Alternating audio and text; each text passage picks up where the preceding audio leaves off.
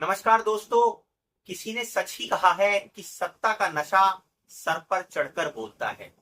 और दोस्तों, अगर आपको भारत की राजनीति को अच्छे से समझना है तो आपको ये वीडियो जरूर पूरा देखना पड़ेगा, क्योंकि ये आंखें खोलने वाला वीडियो होगा दोस्तों कि आज हमारी भारत की राजनीति के अंदर क्या हो रहा है। हमारे जो उच्च स्तर पर सर्वोच्च नेता हैं वो बैठकर क्या कर रहे हैं और उनके सिपासालार उनको लेकर किस तरह के बयान दे रहे हैं और उन बयानों के क्या मायने हैं।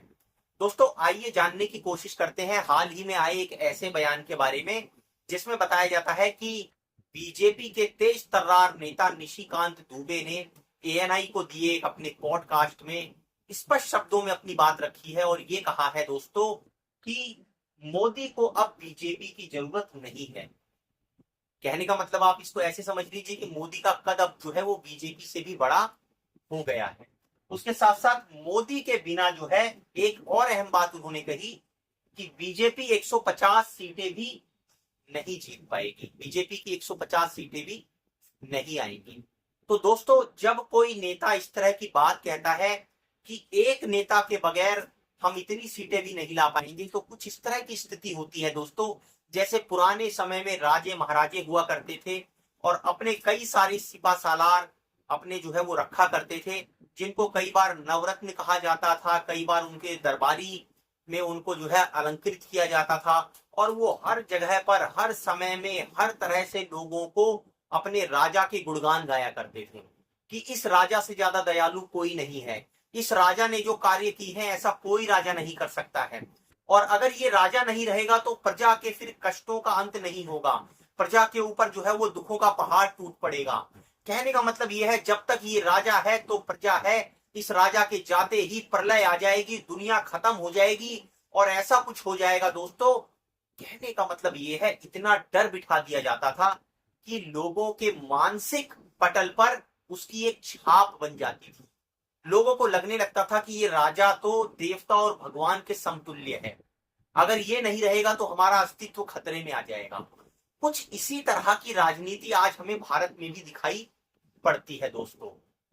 गुणगान करने वाले जो नेता हैं, जो कहते हैं चरणवत करने वाले जो नेता हैं, आज वो इतने मुखर होकर उभर गए हैं कि वो पार्टी जो नेताओं को पैदा करती है, वो पार्टी जो सालों साल संघर्ष कर कर एक एक पायदान चढ़कर सत्ता की कुंजी तक पहुंचती है, वहां पर शीर्ष पर एक बैठा हुआ नेता, उसको ये भ्रम हो जाता है कि मैं हूं तो पार्टी है और मैं नहीं रहूंगा तो पार्टी भी नहीं रहेगी। दोस्तों, हालांकि हम इस बात का एनालिसिस करने की कोशिश करते हैं कि किन हालात के अंदर प्रधानमंत्री नरेंद्र मोदी को प्रधानमंत्री पद मिला। दोस्तों, ये वो दौर था जब कांग्रेस की जो यूपीआई की गवर्नमेंट थी उसके प्रति लोगों का एक आक्रोश असंतोष बढ़ता जा रहा था। कमाइयां तो लोगों की हो रही थी ऐसा बताते हैं लोग, लेकिन महंगाई चरम पर थी। मनमोहन सिंह को लेकर लोग कटघरे में खड़े करते थे, मीडिया उनसे तरह तरह के सवाल पूछता था। बदले में जो है मनमोहन सिंह कहते हुए दिखाई देते थे कि पेड़ पर तो पैसा नहीं लगता है, तो मैं पैसा कहां से तोड़ कर ले आऊं। इस तरह के कुछ बयान पुराने ध्यान में आते हैं दोस्तों जो मनमोहन सिंह कहा करते थे। आज वही मीडिया सत्ता से प्रश्न करने में नतमस्तक होकर बैठा हुआ है। वो दारोमदार सोशल मीडिया और यूट्यूब चैनलों ने पकड़ रखा है। गोदी मीडिया जिसको विपक्ष कहता है वो उल्टा विपक्ष से सवाल पूछने में लगा हुआ है। तो दोस्तों, उस समय का समय जब यूपीआई की सरकार थी, लोगों के अंदर जो है भ्रष्टाचार को लेकर एक बहुत प्रचंड तरह का आक्रोश हो रहा था और उसी समय एक और घटना ने जो है आग में घी का काम किया, निर्भया कांड।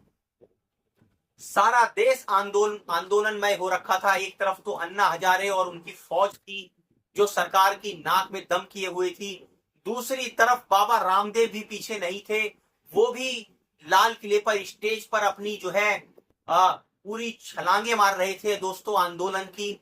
और तीसरी तरफ दबे पांव बीजेपी भी दोस्तों इसका राजनीतिक लाभ लेने के लिए तैयार बैठी हुई थी। और वही हुआ दोस्तों, लोगों का असंतोष बढ़ा। जिस तरह से बीजेपी ने गुजरात के मॉडल को प्रोजेक्ट किया, आडवाणी को साइड कर कर, एक किनारा कर कर नरेंद्र मोदी को गुजरात के उभरते हुए मुख्यमंत्री के रूप में प्रोजेक्ट किया। गुजरात का मॉडल दिखाया कि किस तरह से गुजरात जो है वो प्रॉस्पेरस है, वहां पर लोगों को जो है वो सुख सुविधाएं संपन्नता हर तरह से मिली है, वैसा ही देश में हाल हो जाएगा। और उसी में तड़का लगाया नरेंद्र मोदी ने दोस्तों।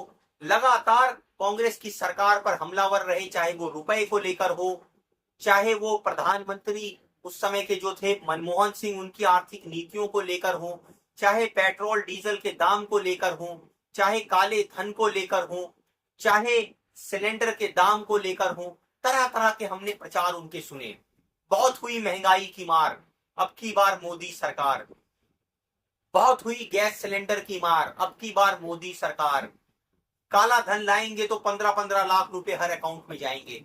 कहने का मतलब यह है, देश के अंदर एक आक्रोश पैदा हुआ, जनता का एक जन सैलाब आया और शायद कांग्रेस भी उससे घबराई और उसको मजबूर होना पड़ा दोस्तों जनता के आगे, और उसको समझ में आया कि जनता शायद अभी उनके पक्ष में नहीं है। दोस्तों इसी मौके का इंतजार था बीजेपी को, और उन्होंने नरेंद्र मोदी को एक बिल्कुल उभरते हुए चेहरे के तौर पर जबरदस्त प्रचार करके प्रोजेक्ट किया। और दोस्तों लोगों को लगा कि ये आदमी अगर आएगा तो पेट्रोल के दाम घटाएगा, ये आदमी अगर आएगा तो गैस सिलेंडर के दाम आधे कर देगा, ये व्यक्ति अगर आएगा तो काला धन लेकर आएगा और हमारे जीवन में, हमारे परिवार के अंदर सुख संपदा खुशियां वापस लेकर आएगा। और दोस्तों इसी उम्मीद के साथ जनता ने चुना प्रधानमंत्री नरेंद्र मोदी को। नरेंद्र मोदी उस सिंहासन पर बैठे जिस सिंहासन पर बैठकर ऐसा माना जाता है कि सारा देश चलाया जाता है, और उस सिंहासन पर बैठकर लोगों की जो उम्मीद होती है वो बहुत ऊपर के लेवल की होती है दोस्तों। वो चाहते हैं कि हमारा प्रधानमंत्री हर एक छोटे गरीब से लेकर निम्न मध्यम वर्ग हर किसी के जीवन में परिवर्तन लेकर आए, और वो परिवर्तन ऐसा हो कि हर परिवार के अंदर खुशहाली हो। दोस्तों जब प्रधानमंत्री मोदी सत्ता पर काबिज हुए तो किसी को ये नहीं बताया था कि मैं आकर नोटबंदी करूंगा। 15 लाख लाने का जिक्र किया था, काला धन वापस लेकर आएंगे विदेश से, लिस्ट उसकी निकाली जाएगी। बाबा रामदेव ने भी बढ़ चढ़कर दोस्तों काले धन पर अपने भाषण दिए। आज हालांकि वो इससे बचते हुए दिखाई देते हैं क्योंकि पतंजलि अच्छा ग्रो कर रहा है। तो दोस्तों उसके बाद जो है नरेंद्र मोदी प्रचंड रूप से बहुमत वाली सरकार लेकर सत्ता में आए, और ये सारे जो दावे थे उनके चुनाव से पहले वो किसी ठंडे बस्ते में जाते हुए दिखाई दिए। नोटबंदी का दौर आया, किस तरह से लोगों की लाइन लगी नोटों को बदलवाने के लिए। लोगों को लगा शायद नोटबंदी होगी तो उससे कुछ ऐसा होने वाला है कि आतंकवाद खत्म होगा, उससे कुछ ऐसा होगा कि जो है जो काला धन जो फैला हुआ है नकली नोटों के दम पर वो खत्म होगा। और तरह तरह के दोस्तों कयास लगाए गए। जो गोदी मीडिया है उन्होंने तो यहां तक कह दिया कि 2000 का नोट में छिप आएगी और ऐसे उसको डिटेक्ट कर लिया जाएगा, काला धन जो है पकड़ में आ जाएगा। लेकिन दोस्तों 2000 का नोट में जो चिप है उसको तो छोड़िए, थोड़े ही समय में वो 2000 का नोट खुद ही गायब हो गया। आज लोग उस 2000 के नोट को ढूंढे तो शायद मार्केट में मुश्किल से मिलेगा। और दोस्तों ये वही सरकार है जिसने वो गुलाबी 2000 का नोट छापा भी और फिर उसको समेटकर वापस लिया भी। कहने का मतलब ये है दोस्तों, नोटबंदी का तोहफा देने के बाद मोदी सरकार ने जीएसटी टैक्स इंप्लीमेंट करा। दोस्तों ये सारी जो आर्थिक नीतियां हैं वो कहीं ना कहीं ये दिखाती हैं कि मोदी सरकार की मंशा ये जरूर रही होगी कि बाहर का काला धन चाहे देश में आ पाए या ना आ पाए, लेकिन जो लोगों की जेब में रखा हुआ धन है वो काला धन जरूर है। क्योंकि भाई इतने बड़े देश के अंदर अगर सिर्फ कुछ गिने चुने लोग ही आईटीआर फाइल करते हैं, इनकम टैक्स रिटर्न भरते हैं, और बहुत सारे लोग नहीं भरते हैं, तो ये तो एक तरह की काली अर्थव्यवस्था है, कैश में हो रही है। लेकिन सवाल ये उठता है दोस्तों, अगर आप 100 रुपए का सामान किसी रेडी पटरी वाले से लेकर जाकर खरीद लेते हैं और वो आपको बिल नहीं देता है तो क्या ये काला धन? अगर आप 10 रुपए के जाकर गोलगप्पे किसी रेडी वाले से खा लेते हैं, वो आपको बिल नहीं देता है, तो क्या ये काला धन है? आप अगर कॉपी किताब खरीदने किसी स्टेशनरी की मार्केट में जाते हैं और उससे कॉपी किताब खरीद कर लेके आते हैं, बदले में वो आपको पक्का बिल नहीं देता, क्या ये काला धन है? दोस्तों, इस तरह के कई सवाल खड़े होते हैं। सवालों के जवाब जनता के पास हैं।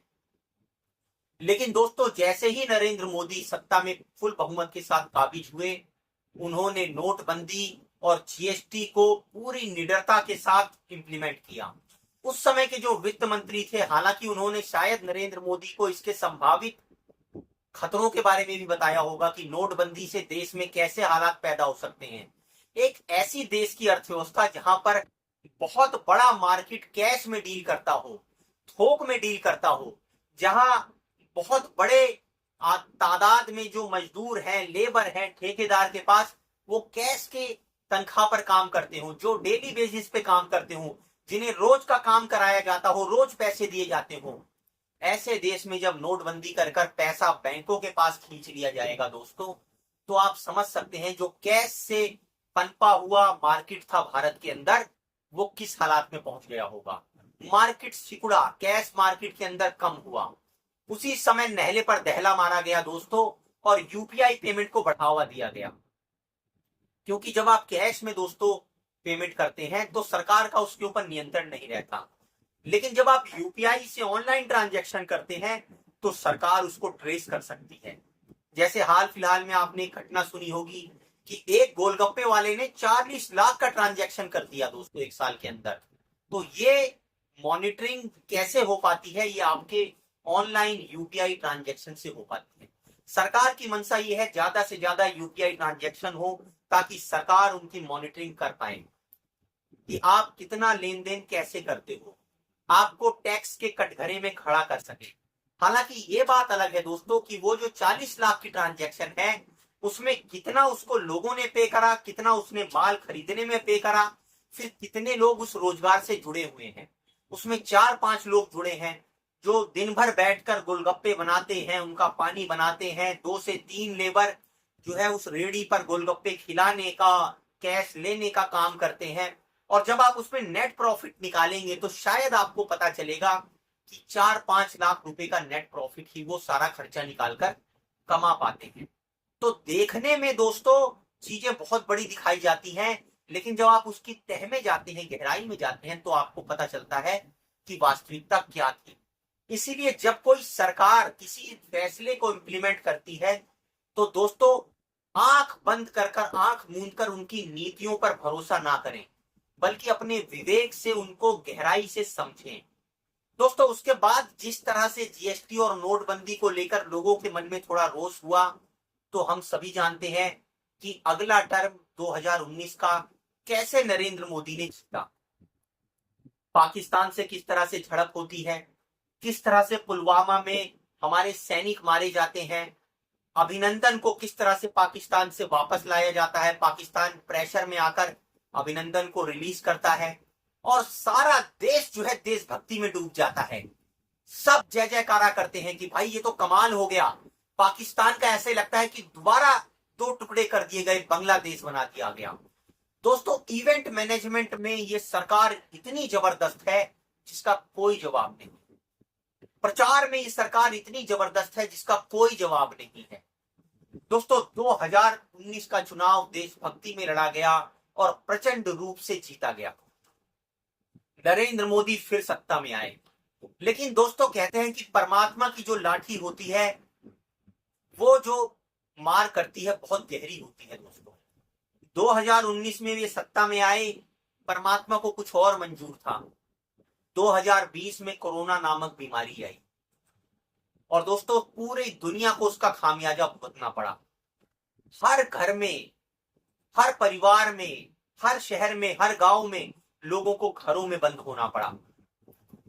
लोगों की नौकरियां चली गई, लोगों की कमाइयां कम हो गई, रोजगार धंधे चौपट हो गए, और दुनिया वैसी कभी नहीं रही दोस्तों जैसी 2019 में या कोरोना से पहले थी। 2020 के कोरोना के बाद दोस्तों जिस तरह से आर्थिक तंगियों का भारतीय परिवारों ने सामना किया वो अभूतपूर्व था।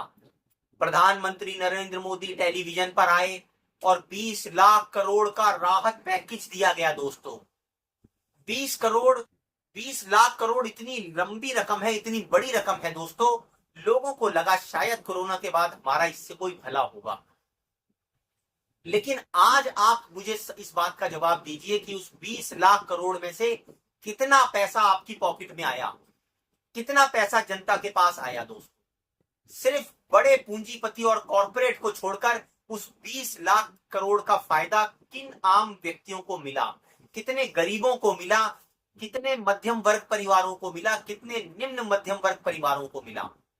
हाँ, एक चीज दोस्तों जरूर करी, क्योंकि सरकार को पता चला कि कोरोना की मार में जिस तरह से लोग परेशान हुए हैं, जिस तरह से उनकी आर्थिक बदहाली हुई है, तो सरकार ने ये सारी परिस्थितियों को देखते हुए एक बहुत बड़ी संख्या में तकरीबन 80-85 करोड़ लोगों को 5 किलो मुफ्त राशन जरूर बांटा, क्योंकि वो उस हालात पर आ गए, उस कगार पर आ गए कि अगर 5 किलो मुफ्त राशन उनको ना मिलता तो देश के अंदर भुखमरी भी शायद मच जाती। और वो जो 5 किलो राशन था वो पाकर उन्होंने जो है राम मंदिर का जयकारा दिया, राम मंदिर बनवाया गया दोस्तों। और राम मंदिर का इस तरह से दोस्तों प्रचार हुआ, इस तरह से वहां पर उसको महिमा मंडन उसका किया गया, हिंदू भाइयों के दिल खिल उठे। जाहिर सी बात है दोस्तों, राम सबके पूज्य हैं, सबके भगवान हैं, तो अगर इतने टाइम से इतने पुराने प्रतिष्ठित जगह पर अगर उनके मंदिर का निर्माण हुआ तो दोस्तों ये एक अच्छी बात है। लेकिन राजनीति और राज सत्ता सिर्फ धार्मिक कारणों की वजह से अपनी जवाबदेही से नहीं बच सकती। उसका काम है जनता को रोजगार देना, महंगाई को कम करना, लोगों की आर्थिक स्थिति को मजबूत करना, देश को सुरक्षित करना। ये मुद्दे गौण हो गए, मंदिर मस्जिद के मुद्दे खूब खुलकर बाहर आए। परिणाम ये हुआ दोस्तों कि 2024 का चुनाव आते आते लोगों के मन में सरकार को लेकर कई तरह के सवाल उठे। लोग नरेंद्र मोदी के कार्यकाल से उबने लगे। सिर्फ गिने चुने भक्तों को छोड़कर या मोदी समर्थकों को छोड़कर जो आम जनता थी वो कर्ज तले डूबने लगी, महंगाई से त्रस्त होने लगी। प्राइवेट स्कूल में पढ़ने वाले बच्चों को माँ बाप को स्कूल से निकालना पड़ा। सरकारी स्कूल में जो बच्चे पढ़ते थे बहुत संख्या में उन्होंने स्कूल छोड़ा, उनको स्कूल छोड़ने पड़े। इस तरह की लगातार खबरें आई। आर्थिक बर्बादी का एक ऐसा मंजर चला दोस्तों जिसको जो है आप कोरोना जैसी महामारी से जोड़ सकते हैं। कोरोना में जिस तरह से लोग मारे गए, बेइंतहाशा शमशान घाट पर भीड़ लगी, लकड़ियां कम पड़ गई लाशों को जलाने के लिए, वो तो एक त्राही थी ही। लॉकडाउन के अंदर जिस तरह से लोगों ने पैदल चलकर छोटे छोटे बच्चों को घर तक पहुंचाया, जो पीड़ा और दर्द उन्होंने सहा दोस्तों वो किसी से छुपा नहीं है। वही दर्द था कि तीसरे टर्म में 2024 में नरेंद्र मोदी को पूर्ण बहुमत लाने में भी हांफना पड़ा और सरकार बनाने के लिए नीतीश कुमार और नायडू की बैसाखी का सहारा लेना पड़ा। बिल्कुल जल्दबाजी में सरकार का गठन किया गया, एनडीए को संगठित किया गया, सरकार बनाई गई। और दोस्तों उसके बाद जो है हम सभी जानते हैं कि एक साल कैसा बीता। लगातार सवाल सरकार के ऊपर खड़े होते रहे, महंगाई को लेकर, बेरोजगारी को लेकर, विदेश नीति को लेकर, पाकिस्तान से झड़प को लेकर। ऑपरेशन सिंदूर हुआ, उस ऑपरेशन सिंदूर के अंदर विदेशी मीडिया ने जमकर भारत को खींचा कि कैसे पाकिस्तान ने भारत के राफेल गिराए। ये विदेश मीडिया में चर्चा का विषय बना था। और राफेल सिर्फ गिराने की ही बात नहीं हुई, इसके अलावा कई और विमान भी भारत के गिराए गए, ये भी चर्चा का विषय बना रहा। और मजे की बात ये रही दोस्तों कि सीज फायर भी अचानक हो गया।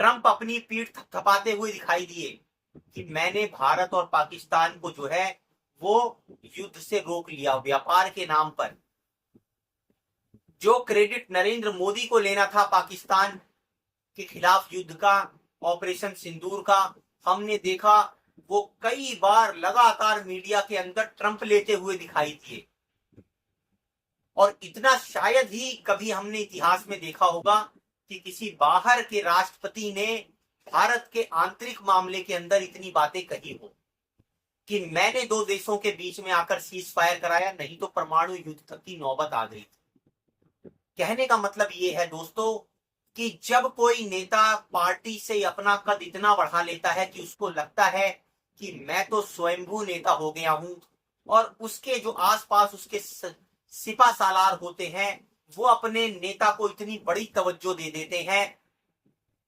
कि इनके बगैर तो हमारा अस्तित्व ही खतरे में पड़ जाएगा। तो यही इसी तरह की बातें सामने आती हैं, इसी तरह के सवाल सामने आते हैं, जिस तरह के सवाल और जिस तरह की बातें निशिकांत दुबे ने कही हैं कि मोदी के बिना बीजेपी जो है 150 सीटें भी नहीं जीत पाएगी क्या, या बीजेपी की 150 सीटें भी नहीं आएंगी। दोस्तों सवाल ये भी उठता है कि अब जिस तरह से चुनाव जीते जा रहे हैं, चाहे वो महाराष्ट्र का चुनाव हो, आप देखिए किस तरह से मैनेज कर विपक्ष आरोप लगाता है कि चुनाव आयोग की सांठगांठ से बीजेपी ने उस चुनाव को जीता। चाहे वो हरियाणा का चुनाव रहा हो कि किस तरह से चुनाव धांधली कर राहुल गांधी नेता विपक्ष लगातार चुनाव आयोग को बीजेपी की बी टीम कहकर संबोधित कर रहे हैं और कटघरे में खड़ा कर रहे हैं कि चुनावी धांधली कर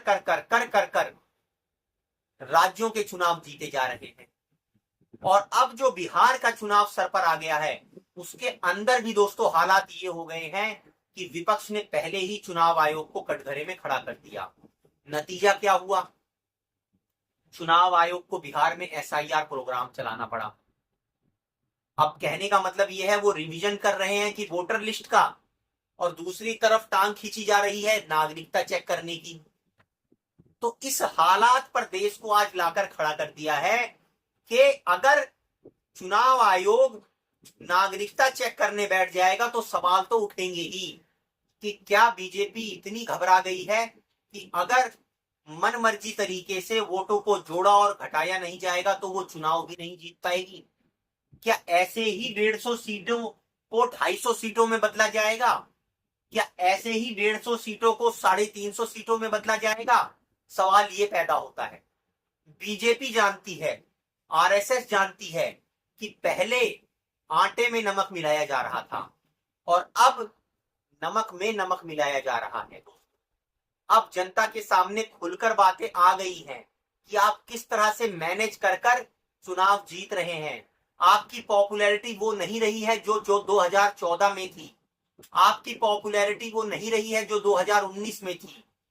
ये 2024 की सच्चाई है कि आपको सरकार बनाने के लिए नीतीश कुमार का और चंद्रबाबू नायडू का सहारा लेना पड़ा, और अगर कहीं 10-20 सीटें ऊपर नीचे हो जाती तो आप सरकार से भी बाहर हो जाते। दोस्तों ये बातें बीजेपी और आरएसएस समझते हैं और वो जानते हैं कि समय रहते हुए मोदी का विकल्प तैयार करना जरूरी है, नहीं तो किसी व्यक्ति विशेष के कारण पार्टी को इतनी हानि पहुंचेगी कि फिर उसको सत्ता तक पहुंचने के लिए शायद दोबारा से 50 साल लग जाए। दोस्तों आप अपनी कमेंट कर राय जरूर दीजिए। आपको क्या लगता है, निशिकांत दुबे ने जो 150 सीटों वाली बात कही है, क्या वास्तव में बीजेपी 150 सीटें भी मोदी के बिना नहीं जीत पाएगी? और हमारे वीडियो को लाइक और सब्सक्राइब जरूर कीजिए।